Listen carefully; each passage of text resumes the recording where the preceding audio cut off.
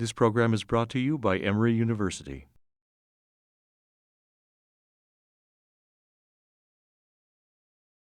And these last two are from my book of poems published in 2003, and they are somewhat take after this Tamil tradition. My attempt in this book was to try to create a kind of contemporary idiom for Hindu language in a way that made traditional Hindu imagery speak to us today. So the first is called Widow's Bangles on the Gaya Riverbed.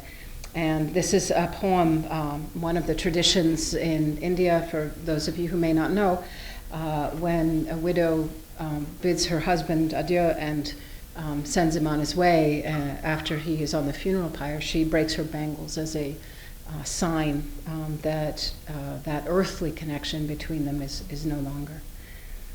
And this was written after seeing a pile of broken bangles by a funeral pyre.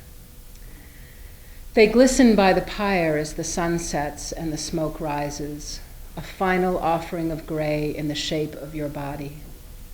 Broken in crescents, they shine like doorways, beckoning my grief to pass through with the wind, or the last light in pursuit of your soul.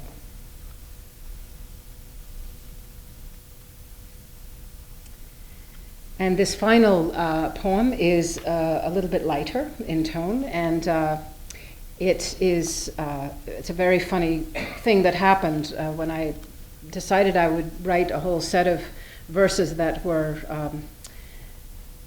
the idea of them was so maudlin, and if I tried to write them in English, they would be so saccharine that they would come out as very bad poems. So I decided to write them first in Sanskrit and discipline myself, and so I did. And when I published this book, it was quite amusing because I wasn't sure whether I should write under a pseudonym. I could be Laurie Patton, a Gujarati name. I could be S.A. Day, could be either Doris Day or could be Bengali.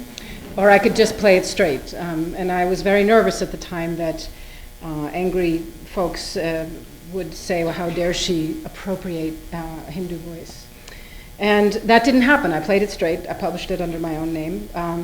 But what did happen is several times, because of these compositions, the reviewer said, Laurie Patton's wonderful compilation of ancient poems. And I kept going, oh, she was great editor of these. I said, no, I wrote them.